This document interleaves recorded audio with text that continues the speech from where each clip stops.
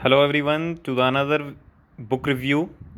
तो आज जो हम जिस बुक का रिव्यू करने जा रहे हैं, जैसा कि आपने नाम पढ़ ही लिया है, real estate and state planning क्यों और कैसे, डॉक्टर योगेश शर्मा ने ये बुक लिखी है। ये कौन है, इनके बारे में हम जानेंगे, बताएंगे आपको। अभी ये यूनियन बैंक ऑफ इंडिया में कार्यरत हैं और ये बैंकिंग करियर में इन्होंने अपना करियर बनाया है और इन्होंने खूब अच्छी तरीके से पूरा ये जो रियल एस्टेट का प्रैक्टिकली इश्यूज चलता है वो सब कुछ अच्छे तरीके से बताया है इसमें। तो आज हम उसका बुक का रिव्यू करने जा रहे हैं। तो सारी चीज़ें हम एक बाय वन लेकर चलेंगे, ठीक है। आइए, तो सबसे पहले अगर हम इंडेक्स की बात करें तो टोटल 40 टॉपिक्स हैं जिस बुक में जो कवर कर रखे हैं। तो सबसे पहले जैसे रियल एस्टेट में निवेश, जैसा कि आप लोग जानते हैं कि रोटी, कपड़ा और मकान। सबसे पहले रोटी, फिर कपड़ा और उसके बाद मकान, मतलब जो तीसरी चीज़ है रियल एस्टेट, अचल संपत्ति। क्योंकि जब भी आप कभी अचल अचल इसे अचल संपत्ति बोलते हैं, तो जब भी आप लेते हैं अचल संपत्ति को, इसमें जिम्मेदारी और फिर सीमाएं से आप बंध जाते हैं। उसके बाद अगर आप कौन रियल एस्टेट में इन्वेस्ट कर सकता है, अगर आप सैलरीड एम्प्लॉयज़ हैं। अब सैलरीड एम्प्लॉयज़ में क्या आप सेंट्रल गवर्नमेंट के पास काम करते हैं, क्या स्टेट गवर्नमेंट के अंदर काम करते हैं, क्या आप प्राइवेट एम्प्लॉय है, तो सारी ओपिनियन डिफर हो जाएगी। फिर आप किस तरह की टाइप्स की प्रॉपर्टी परचेज करना चाह रहे हैं, ready to move, multi storey building, सबके ओन अपने एडवांटेजेस, लाभ और हानि हो जाएंगे। बट ये सब अब आपको कैसे पता चलेगा, इस बुक को पढ़ने के बाद।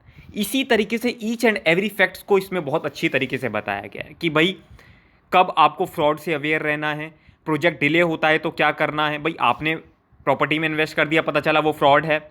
आपने प्रॉपर्टी में इन्वेस्ट कर दिया, पता चला प्रोजेक्ट डिले हो रहा है। प्रॉपर्टी में इन्वेस्ट करने के बाद प्राइस फॉल हो गया। तो there are so many issues जिसको आपको रियल एस्टेट में इन्वेस्ट करने से पहले सोचना चाहिए। सेकंड, फिर रिट की बात कर लेते हैं। फिर आपका अगर कोई मतलब जो 18 ईयर्स के नहीं हुए हैं, अगर वो इन्वेस्ट करना चाहते हैं, हालांकि ये बहुत कम पॉसिबिलिटीज़ होती है, बट होते हैं कि कुछ पेरेंट्स अपने बच्चों के नाम से प्रॉपर्टी परचेज करना चाहते हैं, तो क्या ट्रीटमेंट होना चाहिए। फिर क्या पत्नी के नाम निवेश करना चाहिए। देखिए, अगर आपको थोड़ी जानकारी है तो, नहीं तो अगर किताब पढ़ेंगे तो आपको बहुत अच्छी जानकारी मिल जाएगी कि कुछ स्टैम्प ड्यूटी के कुछ स्टेट्स में बेनिफिट मिलते हैं। अगर वो अपने नाम से परचेज करेंगी तो, और मान लीजिए आप रेंट पे उठा देते हैं तो उनको रेंटल इनकम हो जाएगी, ठीक है। एक सुरक्षा, एक आत्मसम्मान की महसूस होता है उनको। तो बहुत सारे एडवांटेजेस हैं और आपको डिटेल में इसको पढ़ने को जानकारी इसमें बुक में मिल जाएगी। फिर एचआरए की बात कर लीजिए, बहुत सारी प्रैक्टिकल केस स्टडीज़ बुक में दे रखी हैं। देखिए, मैं तो सिर्फ एक आपको जस्ट एक आइडिया दे रहा हूँ क्योंकि एक बुक रिव्यू है। आपको बुक के लिए मोटिवेट करना, आपके अंदर एक जिज्ञासा जागरूक करना, जिससे कि आप इस बुक को पढ़ें, जिससे कि आपको एक टोटल अंडरस्टैंडिंग हो जाएगी कि किस तरीके से हमारी जो कंट्री का रियल एस्टेट है वो गवर्न करता है। और आपको पता है रेरा भी आ चुका है, तो क्या उसकी प्रोविज़न के बारे में भी हम थोड़ा बहुत जानेंगे इस बुक रिव्यू में।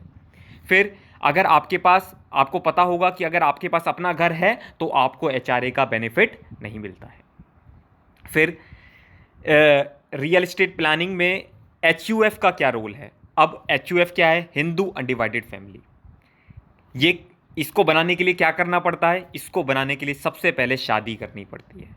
ऐसा मैं नहीं कह रहा, ये बुक कह रही है। क्या सिर्फ अगर लड़की है क्या वो उसका मेंबर बन सकती है, इसका जवाब आपको एचयूएफ में इस बुक में मिलेगा। कैसे जो भी एचयूएफ है वो अपनी कैपिटल को अरेंज करे।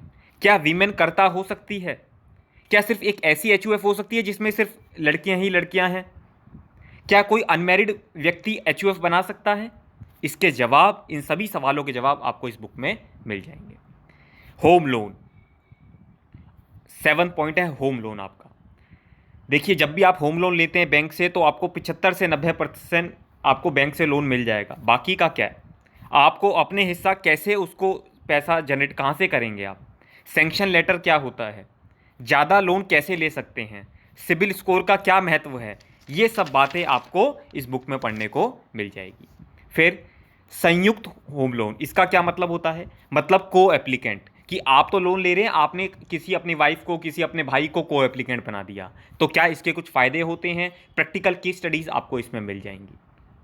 होम लोन सेवर, कि भाई होम लोन सेवर के कुछ फ़ायदे, कुछ लिमिट्स, वो सब इसमें आपको मिल जाएगा।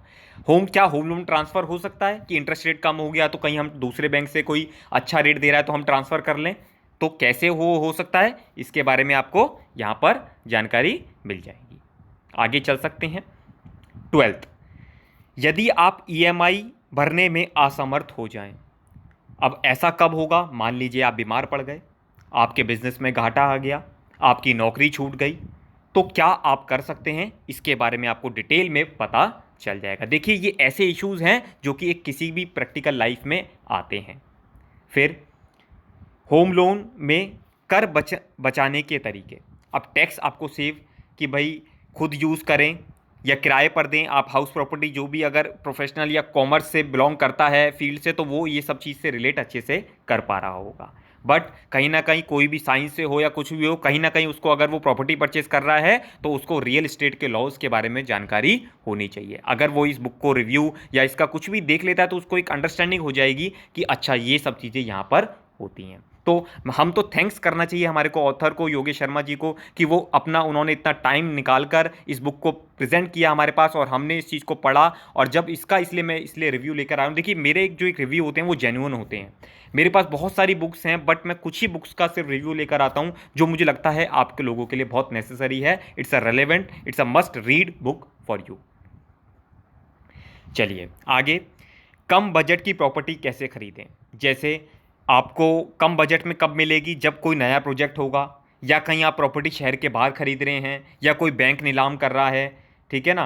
तो आपको देखना पड़ेगा कि उसमें क्या क्या सावधानियां आपको बरतनी चाहिए, उसमें कोई प्रॉपर्टी में अन्य बकाया तो नहीं चल रहा है, वो इस तरीके की बातें आपको वहाँ पर देखने को मिल जाएंगी। फिर रियल एस्टेट में ग्रीन प्रोजेक्ट जैसे सोलर पावर प्लांट हो गया, ग्रीन बिल्डिंग हो गई, इलेक्ट्रिसिटी सेव करते हैं, तो आजकल ये भी ट्रेंड चल रहा है। फिर 16 पॉइंट की बात करते हैं, प्रॉपर्टी खरीदते वक्त क्या ध्यान में रखें कि भाई अगर आप निजी मकान खरीद रहे हैं या आप मल्टी स्टोरी बिल्डिंग खरीद रहे हैं तो सबसे पहले आप देखिए कि बिल्डर की इमेज क्या है, प्रमोटर डायरेक्टर कौन है, फाइनेंशियल स्टेटस क्या है, ग्रेडिंग क्या दे रखी है, ट्रैक रिकॉर्ड क्या है उसका, पेनल्टी क्लॉज देख लीजिए, अगर फ्लैट कैंसिल कर देते हैं तो क्या आपको मनी रिफंड हो जाएगा। There are so many things to know about this kind of things. हालांकि वीडियो थोड़ा सा हमारा लंबा ही बन रहा है और मेरे पास there are many points to cover. चलिए देखते हैं जैसा भी होगा। फिर प्री लॉन्च बुकिंग। हालांकि अगर मैं आपको बता दूं तो रेरा में प्री लॉन्च बुकिंग को प्रोहिबिट कर दिया गया है, ठीक है। तो आई थिंक इस पॉइंट पर जाना ज़्यादा वैलिड नहीं है, बट बाकी अगर आप जानना चाहेंगे तो आपको बुक में डिटेल में पढ़ने को मिल जाएगा। आगे चलते हैं। फिर प्रॉपर्टी खरीदते वक्त के लिए डेवलपर द्वारा ऑफर किए गए प्लान। तो किस तरीके के प्लान होते हैं, जैसे डाउन पेमेंट प्लान हो गया, टाइम लिंक्ड प्लान हो गया, फ्लेक्सी प्लान हो गया, कंस्ट्रक्शन लिंक प्लान हो गया, इस तरीके के। रेरा के बारे में, रियल एस्टेट रेगुलेटरी अथॉरिटी, जैसे कि पहले क्या होता था, प्रोजेक्ट कंप्लीट नहीं हो रहा, कॉस्ट बढ़ा देते थे, इनकम्प्लीट प्रोजेक्ट पड़ा है, कोई काम ही नहीं कर रहा, बिल्डर कह देता था कि मेरे पास तो पैसे ही नहीं है, प्लान चेंज कर दिया, फ्रॉड कर दिया। तो इस तरीके के इश्यूज से डील करने के लिए रेरा को लाया गया, जो कि कब आया था, 2017 में, ठीक है। फिर नेक्स्ट है आपका प्रॉपर्टी फाइनल करने से पहले आप देख लीजिए कि आप 1 BHK खरीद रहे हैं, 2 BHK खरीद रहे हैं, 3 BHK खरीद रहे हैं, ये सारी बातें आपको देखनी पड़ेंगी। फिर टैक्स, सबसे मेजर पॉइंट आता है टैक्स का कि भाई GST एप्लीकेबल है या नहीं।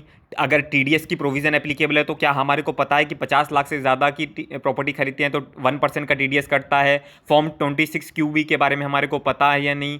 अगर हमारे को एक बेसिक सी अंडरस्टैंडिंग भी होगी तो हम अच्छे से डील कर सकते हैं, या एक अच्छे से अंडरस्टैंडिंग के बाद किसी भी पर्सन से अगर हम बात करेंगे तो उसको लगेगा कि यस नहीं, हमारे को एक अच्छी नॉलेज है इसके लिए। सर्कल रेट क्या होता है, फिर बार्गेनिंग कैसे करवाते हैं, क्या इसका प्रोसेस है, प्रॉपर्टी शो, कार्निवल, आजकल वेबसाइट्स बन चुकी हैं 99 एकड़, मैजिक ब्रिक्स, बहुत सारी। मैं किसी का प्रमोशन नहीं कर रहा, बट जो मेरे ध्यान में आ रही है मैं उनको आपको बता रहा हूँ। सेल एग्रीमेंट क्या होता है, सेल एग्रीमेंट को बिना पढ़े साइन ना करें, देखें उसमें क्या एरिया है, क्या ग्रेस पीरियड है, क्या कोई एस्केलेशन क्लॉज है, क्या रीसेल कर सकते हैं, और बहुत सारी चीज़ें आपको उसमें पता होनी चाहिए। फिर रजिस्ट्री के क्या बेनिफिट्स हैं, क्या अगर हम रजिस्ट्री नहीं करवाते तो कुछ समस्याएं आ सकती हैं, पोजीशन क्या मिलेगी, पोजीशन क्या होती है, सेल डीड कब बना सकते हैं, इनके बारे में आपको पता चलेगा। Rent agreement, rent agreement sign करने से पहले आप देखिए टाइम पीरियड क्या है, रेंट बढ़ाने की शर्तें क्या है, अगर आप खुद ओनर हैं तो पुलिस वेरिफिकेशन करवाइए, किराएदार अगर खाली नहीं कर रहा तो उसके लिए क्या क्या प्रोविज़न है, ये बहुत इंपॉर्टेंट है पॉइंट, इसमें आपको इसको डील कर सकते हैं। फिर ऐसे ही किराए पर प्रॉपर्टी है, गिफ्ट डीड के बारे में है, और इस तरीके से बहुत सारी चीज़ें हैं जो आप इसको बुक में पढ़ के आपको पता चल जाएगी। फिर जैसे अगर आप देखें तो प्रॉपर्टी अगर आप बेचते हैं तो गेन होता है, ठीक है ना, बेच क्यों रहे हैं, मतलब कहीं ना कहीं आपके बजट में कमी है या आपको कुछ और रिक्वायरमेंट है, इस तरीके के रीज़न हो सकते हैं। फिर प्रधानमंत्री आवास योजना 30th पॉइंट है आपका कि भाई किस किस को मिल रहा है कि 90 वर्ग के लिए 9 लाख का लोन मिल जाएगा, 4% इंटरेस्ट की छूट, 110 वर्ग मीटर के लिए 12 लाख तक का लोन मिल जाएगा, 3% इंटरेस्ट की छूट। अब इसी तो ये एक बेसिक सी इंफॉर्मेशन है, आपको पता होनी चाहिए। हालांकि मैं बहुत कम चाहता हूं कि इस तरीके से हमारा इतना लंबा वीडियो बने, बट ठीक है, चलिए कुछ मेजर पॉइंट्स हैं। जैसे कैपिटल गेन के बारे में मैं बात कर लेता हूं, शॉर्ट टर्म है, लॉन्ग टर्म है, बॉन्ड में इन्वेस्ट कर सकते हैं, कुछ प्रैक्टिकल केस स्टडीज़ फॉर्म ए भरे, फॉर्म डी भरे, इसके बारे में आपको यहाँ पर जानकारी मिल जाएगी। सीनियर सिटीजन्स क्या कर सकते हैं, देखिए 60 साल से ज़्यादा लोग 6 करोड़ हैं हमारी इस कंट्री में टोटल, और 2030 तक इसका डबल हो जाएंगे, तो उनको अपने रिटायरमेंट होम की प्लानिंग करनी है। फिर रिवर्स मॉर्गेज क्या होता है, स्टेट की प्लानिंग कैसे करी जा सकती है, लोन अगर हमने हाउसिंग लोन लिया है तो बीमा मतलब इंश्योरेंस करना चाहिए, इंश्योरेंस करते हैं तो कौन सा प्लान ले, ट्रेडिशनल प्लान ले, टेलर मेड प्लान ले, विल मतलब वसीयत क्या होती है, इसकी क्या क्या विशेषताएं हैं, क्या खामियां हैं, क्या गलतियां हमारे को अवॉइड करनी चाहिए, क्या इसके फ़ायदे होते हैं, ई विल क्या है, और उस तरीके से फिर ट्रस्ट का क्या रोल होता है। इसी तरीके से आप ये सारी प्रोविजंस इस बुक में आपको पढ़ने का मौका मिल जाएगा।